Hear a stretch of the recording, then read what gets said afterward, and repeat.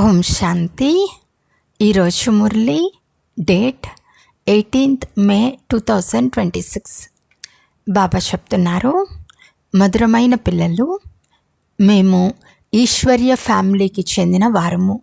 మేము మా గుప్త దైవీ రాజధానిని స్థాపన చేస్తున్నాము అనే ఆత్మిక నశాలోనే ఉండండి. ప్రశ్న: పిల్లల్లో ఏ అలవాటు పక్కాగా ఉంటే రోజంతా సంతోషం స్థిరంగా ఉంటుంది? జవాబు: ఒకవేళ ఉదయమే లేచి విచారసాగర మంథనం చేసే అలవాటు ఉంటే రోజంతా అపారమైన సంతోషం ఉంటుంది. పిల్లలు అమృతవేళ లేచి మీ తండ్రితో మధురాతి మధురమైన మాటలు మాట్లాడండి అని తండ్రి శ్రీమతం ఇచ్చారు. ఇప్పుడు మేము ఏ ఫ్యామిలీకి చెందిన వారము, మా కర్తవ్యము ఏమిటి అని ఆలోచించండి. ఇది మా ఈశ్వర్య ఫ్యామిలీ. మేము మా నూతన రాజధానిని స్థాపన చేస్తున్నామని ఒకవేళ బుద్ధిలో ఉంటే పూర్తి రోజంతా స్థిరమైన సంతోషం ఉంటుంది. ఓం శాంతి. ఇది ఆత్మిక పరివారము. అవన్నీ దైహిక పరివారములని పిల్లలకు తెలుసు. ఇది ఆత్మిక పరివారము. ఇది ఆత్మిక తండ్రి యొక్క పరివారము. లౌకిక ఇంట్లో తల్లి, తండ్రి, పిల్లలు ఉంటారు. అది హద్దు పరివారం. ఇప్పుడు మీరు అనంతమైన ఫ్యామిలీకి చెందినవారు. నీవే తల్లివి, తండ్రివి అంటూ పిల్లలు పాడతారు కూడా. కనుక ఇది కూడా పరివారమే, క్రియేటర్ యొక్క క్రియేషన్. వాస్తవానికి పిల్లలందరూ వారి రచనయే కానీ వారికి తెలియదు. ఇప్పుడు పిల్లలైన మీరు తెలుసుకున్నారు. ఖచ్చితంగా ఇది అనంతమైన తండ్రి యొక్క ఫ్యామిలీ, ఈశ్వర్య విశ్వవిద్యాలయము. వినాశకాలే ప్రీతి బుద్ధి విజయంతి అని కీర్తించబడింది. ఇటువంటి ఫ్యామిలీ గీతలో ఎప్పుడూ కీర్తించబడలేదు. మీరు ఈశ్వర్య ఫ్యామిలీకి చెందినవారు. గుప్తంగా దైవీ రాజధానిని స్థాపన చేస్తున్నారని ఎవరికీ తెలియదు. ఎవరెవరు తండ్రిని స్మృతి చేస్తారో వారికి నష ఉంటుంది. దేహాభిమానంలోకి రావటం వలన ఆ నష దిగిపోతుంది. ఇది ఈశ్వర్య ఫ్యామిలీ. మనం ఇంటికి వెళ్ళాలి, తర్వాత దైవీ రాజధానిలోకి వస్తాము. అక్కడ ఉండేది దైవీ ఫ్యామిలీ, అది అసురీ ఫ్యామిలీ. ఇది మీ ఈశ్వర్య ఫ్యామిలీ. ఆత్మిక బాప్దాదాకు పిల్లలైన మీరు సోదరి సోదరులు. ఇది ఆత్మిక ప్రవృత్తి మార్గం. సత్యుగంలో ఈశ్వర్య ఫ్యామిలీ అని అనరు. అక్కడ అది దైవీ ఫ్యామిలీ అయిపోతుంది. ఈ ఈశ్వర్య ఫ్యామిలీ చాలా అద్భుతమైనది. ఇప్పుడు మనది ఈశ్వర్య ఫ్యామిలీ. దైవీ రాజ్య స్థాపన చేస్తున్నామని మీకు తెలుసు. ఇలా మీతో మీరు మాట్లాడుకుంటూ విచారసాగర మంథనం చేయాలి. ఉదయమే లేచి స్మృతిలో కూర్చుంటే విచారసాగర మంథనం చేయటం అలవాటవుతుంది. ఉల్లాసం కలుగుతూ ఉంటుంది. ఇతర మనుషులందరూ నిద్రించే సమయంలో మీరు మేల్కొంటారు. మీరు ఉదయమే లేచి ఇలా ఆలోచించాలి. తర్వాత మీకు ఎంత సంతోషం ఉంటుందో చూడండి. ఏదైతే శ్రీమతం లభించిందో దాని అనుసారంగా నడవాలి. అప్పుడు మీకు చాలా సంతోషం కలుగుతుంది. ఈశ్వర్య ఫ్యామిలీ గుర్తుకొస్తుంది. అసురీ ఫ్యామిలీ నుండి మనసు తొలగిపోతుంది. కొత్త ఇల్లు పూర్తిగా తయారైన తర్వాత పాత ఇంటిపై ఆసక్తి తొలగిపోతుంది. కొత్త ఇల్లు తయారవనంత వరకు ఏవైనా మరమ్మతులు మొదలైనవి చేస్తూ ఉంటారు. ఆ తర్వాత మనస్సు తొలగిపోతుంది. ఈ పాత ప్రపంచం కూడా ఇలాగే ఉంది. ఇది పాత ఇల్లని, మనం కొత్త ఇంట్లోకి వెళ్తామని ఇప్పుడు మీకు తెలిసింది. తర్వాత నూతన వస్త్రాలు ధరిస్తాము. ఈ దేహం కూడా పాతది. ఇప్పుడు మీరు భవిష్య 21 జన్మలకు రాజ్య భాగ్యం తీసుకుంటున్నారు. ఇక్కడ రాజ్యం చేరు, ఇక్కడ స్థాపన జరుగుతుంది. ఈ విషయాలు కేవలం మీకే తెలుసు. ఇది గీత కూడా రాజయోగం కదా. దీనిని సహజ రాజయోగం అని అంటారు. అనేక పర్యాయాలు మీరు ఈ రాజయోగ అభ్యాసం ద్వారా దైవీ రాజ్య స్థాపన చేస్తారు. అక్కడ ఈ విషయాలు గుర్తుండవు. ఒకవేళ అక్కడ ఈ విషయాలు గుర్తుంటే సుఖమే అనుభూతి అవ్వదు, చింత తగులుకుంటుంది. ఈ సమయంలో మీకు గుప్త నష ఉంది. ఇది ఉన్నతాతి ఉన్నతమైన బాబా యొక్క ఫ్యామిలీ. దీనిని ఈశ్వర్య గుప్త ఫ్యామిలీ టైప్ అంటారు. దీనిని ఈశ్వర్య విశ్వవిద్యాలయము, ఈశ్వర్య యజ్ఞము అని కూడా అంటారు. ఇది ఫ్యామిలీ. మనం చాలా లవ్లీగా తయారవ్వాలి. భవిష్యత్తులో మీరు చాలా లవ్లీగా అవుతారు. మీరు రూప్ బసంతులు అంటే జ్ఞానీలు, యోగీలు. ఆత్మ రూపం కూడా, బసంత్ కూడా. ఇంత చిన్న ఆత్మ అవినాశి పార్ట్ అభినయిస్తుంది. ఈ సమయంలో మీరు రూప్ బసంతులయ్యారు. తండ్రి జ్ఞానసాగర్లు. ఈ శరీరంలోకి వచ్చినప్పుడు తప్పకుండా జ్ఞానం ఇస్తారు. జ్ఞానవర్షం కురిపిస్తారని మీకు తెలుసు. ఒక్కొక్క రత్నం లక్షల రూపాయల విలువైనది. ఇప్పుడు ఆత్మలైన మీకు తండ్రి పరిచయం లభించింది. తండ్రి స్మృతి పెంచారు. ఈ 84 జన్మల చక్రం ఎలా తిరుగుతుందో మీ బుద్ధిలో ఉంది. కనుక మీ పేరే స్వదర్శన చక్రధారి. విష్ణువు లేదా లక్ష్మీనారాయణులు స్వదర్శన చక్రధారులు కాదు. వారిలో ఈ జ్ఞానం ఉండదు. సృష్టి చక్రం ఎలా తిరుగుతుంది అనే జ్ఞానం ఇప్పుడు ఆత్మలకు లభిస్తుంది. త్రిమూర్తి అని కూడా అంటారు, కానీ శివుడిని చూపించరు. త్రిమూర్తి చిత్రాలు చాలా చూసి ఉంటారు. సాకారంలో ప్రజాపిత బ్రహ్మ ఇక్కడే ఉన్నారు కదా. వీరు చాలా పురాతనమైన వారు. Great great grand father. ఇది ప్రజాపిత బ్రహ్మ యొక్క వంశం. తండ్రి సృష్టిని బ్రహ్మ ద్వారా రచిస్తారు. కనుక బ్రహ్మ పెద్దవారు కదా, వృద్ధునిగా చూపిస్తారు. వీరు 84 జన్మల చక్రం తిరిగినవారు. ఇప్పుడు మీరు ఈ విషయాలు అర్థం చేసుకున్నారు. అందరూ తండ్రికి పిల్లలని కూడా తెలుసుకున్నారు. ఆత్మలకు తండ్రి పరిచయం ఇవ్వాలి. ఇప్పుడు భారతదేశానికి చాలా గొప్ప కళ్యాణం జరుగుతోంది. ఆత్మలందరూ పవిత్రమై శాంతిధామంలోకి వెళ్ళిపోతారు. మీరు భారతదేశ సేవలోనే ఉన్నారు. ముఖ్యంగా భారతదేశానికి, సాధారణంగా ప్రపంచానికి సేవ చేస్తున్నారు. ఇప్పుడు మీరు కొద్దిమందే ఈ విషయాలను అర్థం చేసుకున్నారు. తర్వాత సార రూపంలో పిల్లలు మన్మనా భవ అని అర్థం చేయించబడుతుంది. విడిగా కూడా అర్థం చేయించబడుతుంది. మీ వద్ద ఏది ఉన్నా దానిని దైవీ రాజధానిని స్థాపన చేయటంలో వినియోగించండి. బాపు గాంధీ ఏం చేసేవారు? వారు కూడా రామరాజ్యం కోరుకున్నారు. ఎటువంటి వండర్ఫుల్ ఆట కదా. ఇప్పుడు మీరు సాక్షిగా ఈ ఆట చూస్తారు. మీకు నవ్వొస్తుంది. ఎక్కడి విషయాలు ఎక్కడికి తీసుకువెళ్తారు? తండ్రి చెప్తున్నారు, డ్రామా అనుసారంగా ప్రపంచపు గతి చెడిపోయింది. తండ్రి వచ్చి సద్గతి చేస్తారు. పిల్లలైన మీకు నష ఎక్కింది. మీరు మొత్తం ప్రపంచానికి నిరాకార బాపూజీ.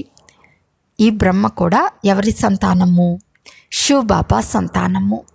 వారు ఎవరి సంతానము? ఈ మాటలు శివ్ బాబా మా బిడ్డ అని అంటారు. ఇవి శివ్ బాబా యొక్క ఆటపాటలు. పోతే సాక్షాత్కారాలలో మా యొక్క ప్రవేశత చాలా ఉంటుంది. మాలో శివ్ బాబా వస్తారని, శివ్ బాబా ఇది చెప్పారని అంటారు. ఇదంతా భూతం ప్రవేశించటం. పిల్లలైన మీరు జాగ్రత్తగా ఉండాలి. ఈ భూతం యొక్క జబ్బు ఎటువంటిది అంటే 2 ప్రపంచాల నుండి ఎగరగొట్టేస్తుంది. మేము సాక్షాత్కారం చేసుకోవాలనే ఆలోచన ఎప్పుడూ కూడా రాకూడదు. ఇవన్నీ భక్తి యొక్క ఆలోచనలు. జ్ఞాన మార్గాన్ని మంచిగా అర్థం చేసుకోవాలి. మాయ అనేక రకాలుగా మోసగిస్తుంది. సాక్షాత్కారాలు మొదలైన వాటితో ఎటువంటి ప్రయోజనము లేదు. తండ్రి చెప్తున్నారు, వీరి ద్వారా నిస్తార్థం చేయిస్తాము. తండ్రి ఆజ్ఞ, మీరు ఏ దేహదారిని గుర్తు చేసుకోరాదు. మీరు స్వయాన్ని ఆత్మగా భావించి తండ్రిని స్మృతి చేయండి. తమ కళ్యాణం కొరకు తండ్రిని స్మృతి చేయాలి. ఇది చాలా అర్థం చేసుకోవాల్సిన విషయం. బాబాకు ఏ సమాచారమైనా రాయవచ్చు. అనంతమైన తండ్రికి ఉత్తరంలో తమ క్షేమ సమాచారం రాయాలనే తెలివి కూడా చాలామంది పిల్లలకు లేదు. లౌకిక తండ్రికి ఉత్తరం రాయకపోతే అతడు విశ్రాంతినే కోల్పోతాడు. వీరు కూడా అనంతమైన తండ్రి. నెలన్నర చూస్తారు. ఉత్తరం రాకపోతే బహుశా వీరిని మాయ తినేసింది అని అనుకుంటారు. ఇటువంటి వారు పారలౌకిక తండ్రికి ఉత్తరం రాయరు. బాబా, మేము ఎల్లప్పుడూ నారాయణీ నశాలో ఉన్నాము అని ఇంత మాత్రమైనా రాయాలి. మీరు చెప్పిన యుక్తిలోనే మేము తత్పరులై ఉన్నాము అని రాస్తే పిల్లలు క్షేమంగా సంతోషంగా ఉన్నారని బాబా అర్థం చేసుకుంటారు. ఉత్తరం రాయకపోతే జబ్బు పడ్డారని, స్మృతిలోనే ఉండరని అనుకుంటారు. లేకపోతే బాబా మేము ఈ సర్వీస్ చేశాము, వీరికి అర్థం చేయించాము, వీరి బుద్ధిలో పూర్తిగా నిలవలేదు, ఇలా బాబాకు సమాచారం ఇవ్వాలి. అప్పుడు ఈ రీతిగా అర్థం చేయించామని కూడా బాబా అర్థం చేయిస్తారు. భక్తి మార్గంలో ఏదైతే చెప్తారో దాని గురించి ఏమీ అర్థం చేసుకోరు. ముఖ్యమైన విషయం, వారు తండ్రినే తెలుసుకోరు. తండ్రిని తెలుసుకుంటే భారతదేశం సద్గతి పొందుతుంది. తండ్రిని తెలుసుకొని కారణంగా భారతదేశం పూర్తిగా దుర్గతి పాలవుతుంది. ఇప్పుడు పిల్లలైన మీకు తండ్రి అర్థం చేయిస్తున్నారు. నేను మిమ్మల్ని సద్గతిలోకి తీసుకువెళ్తాను, మిగిలిన వారందరినీ ముక్తిలోకి తీసుకెళ్తాను. భారతదేశం జీవన్ముక్తిలో ఉన్నప్పుడు మిగిలిన వారందరూ ముక్తిలో ఉంటారు. ఈ మార్పును తండ్రి తప్ప మరెవ్వరూ చేయలేరు. అందరి సద్గతి దాత తండ్రి ఒక్కరే. అందరి సద్గతి తప్పకుండా కల్పకల్పం సంగంలోనే జరుగుతుంది. ఆత్మలమైన మన ఆత్మిక తండ్రి ఒక్కరే అని మీకు తెలుసు. వారిని ఆత్మయే స్మృతి చేస్తుంది. మీకు భక్తి మార్గంలో 2 తండ్రులు, సత్యుగంలో 1 తండ్రి ఉంటారు, సంగమంలో 3 తండ్రులు ఉంటారు. ప్రజాపిత బ్రహ్మ కూడా తండ్రి కదా, శివుడు కూడా బాబా. వారు సర్వాత్మలకు తండ్రి. వారి నుండే వారసత్వం తీసుకోవాలి. వారిని స్మృతి చేస్తేనే వికర్మలు వినాశనం అవుతాయి. బ్రహ్మను స్మృతి చేయటం వలన వికర్మలు వినాశనం అవ్వవు. అందువలన శివబాబానే స్మృతి చేయాలి. మనం శివబాబా వారిగా అయ్యాము. ఇది సత్యమైన రియల్ జ్ఞానము. ఆత్మిక పిల్లలకు ఆత్మిక తండ్రి ఇచ్చే జ్ఞానము. మిగిలిన వారందరూ దేహాభిమానులు. దేహాభిమాని పతిత మనుషులు. ఏ కర్తవ్యాలు చేస్తారో అవన్నీ పతితంగానే తయారు చేస్తాయి. దాన పుణ్యాలు మొదలైనవన్నీ ఏవైతే చేస్తారో అవన్నీ పతితంగానే చేస్తాయి. రావణ రాజ్యంలో ఇవి జరుగుతూనే ఉంటాయి. ఇప్పుడు తండ్రి వచ్చి చట్టం చేశారు. వారు చెప్తున్నారు, పిల్లలు జాగ్రత్త, వికారాలలోకి వెళ్ళకండి, కామంపై విషయం పొందాలి. తుఫాన్లు మొదలైనవి చాలా వస్తాయి. ఇందులో వాక్యుల పడరాదు. మాయ వికల్పాలు ఎన్ని వస్తాయి అంటే అజ్ఞాన కాలంలో కూడా వచ్చి ఉండవు. అటువంటి వికల్పాలు కూడా వస్తాయి. భక్తి మార్గంలో అయితే చాలా సంతోషం ఉంటుందని అంటారు. ఇప్పుడు మీరు స్మృతి చేయాలనుకుంటారు, కానీ చేయలేకపోతారు. బిందు గుర్తుండదు, పెద్ద వస్తువు అయితే గుర్తుంటుంది. బాబా చెప్తున్నారు, మీరు శివబాబా అంటూ స్మృతి చేయండి. ఈ పాత ప్రపంచాన్ని మర్చిపోండి. శాంతిధామంలో స్మృతి చేయండి. కేవలం శాంతిధామాన్ని గుర్తు చేసుకోరాదు. తండ్రిని స్మృతి చేయటం వల్లనే వికర్మలు వినాశనం అవుతాయి. స్వీట్ తండ్రిపై ఆత్మకు లవ్ ఉండాలి. అర్థకల్పం యొక్క లవర్. మేము అర్థకల్పం మిమ్మల్ని మర్చిపోయామని ఆత్మ చెప్తుంది.